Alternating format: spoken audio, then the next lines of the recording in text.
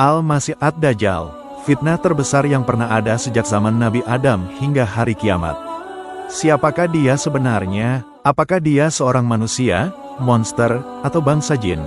Dan yang paling penting, sudah berapa lama dia mengintai kita dari balik bayang-bayang?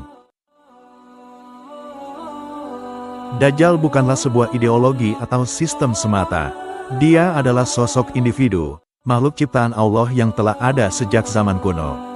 Syekh Abdullah Sirajuddin Rohimakumullah menyatakan bahwa Dajjal bahkan sudah diciptakan sebelum banjir besar Nabi Nuh alaihissalam. Mengapa kita tahu hal ini? Karena Rasulullah Shallallahu Alaihi Wasallam bersabda bahwa tidak ada satupun nabi, termasuk Nabi Nuh, yang tidak memperingatkan kaumnya tentang bahaya Dajjal. Ini adalah isyarat kuat bahwa dia telah ada, menunggu saat yang tepat untuk dilepaskan. Dalam hadis Tamim Ad-Dari, dikisahkan sekelompok pelaut terdampar di sebuah pulau misterius di tengah Laut Mediterania. Di sana, mereka bertemu dengan seorang pria yang dirantai di dalam sebuah biara. Pria itu bertanya tentang tanda-tanda akhir zaman.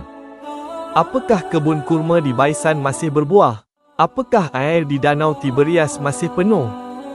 Ketika mereka menjawab, iya, sosok itu berkata, Aku adalah Al-Masih Ad-Dajjal, dan sebentar lagi Allah akan mengizinkanku untuk keluar. Dajjal tidak akan muncul begitu saja.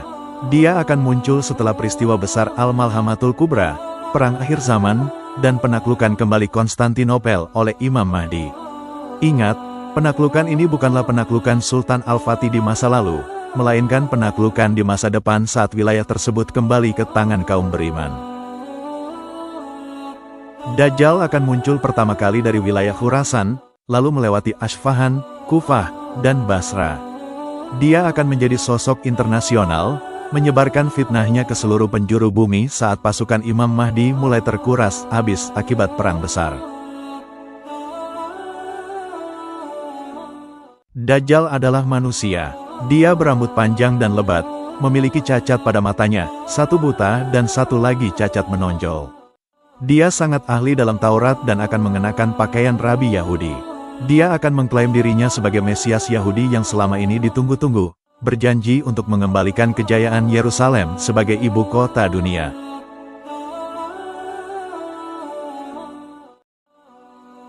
Mengapa banyak orang akan mengikutinya?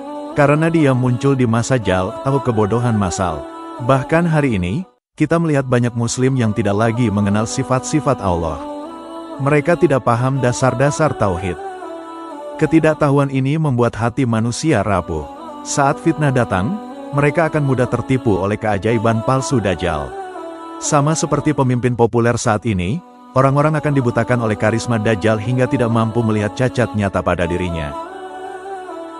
Pertanyaannya, bagaimana kita mempersiapkan diri? Rasulullah Shallallahu Alaihi Wasallam mengingatkan bahwa setiap fitnah kecil yang terjadi hari ini adalah latihan untuk menghadapi fitnah besar Dajjal. Pertama, perkuat iman. Dekatkan diri kepada Allah. Pelajari tauhid agar Anda tahu bahwa Tuhan semesta alam tidak mungkin cacat seperti Dajjal. Kedua, baca surah Al-Kahfi. Rutinkan membaca 10 ayat pertama atau seluruh surah Al-Kahfi setiap hari Jumat sebagai pelindung cahaya di hati. Ketiga, selalu berzikir. Basahi lidah dengan mengingat Allah agar hati tetap terjaga saat kekeringan dan kelaparan melanda di masa itu. Jika Dajjal telah muncul, jangan pernah mencoba mendatanginya untuk mengetes imanmu. Larilah ke gunung-gunung atau tempat pengungsian. Seperti Makkah dan Madinah adalah tempat yang tidak bisa dimasuki oleh Dajjal.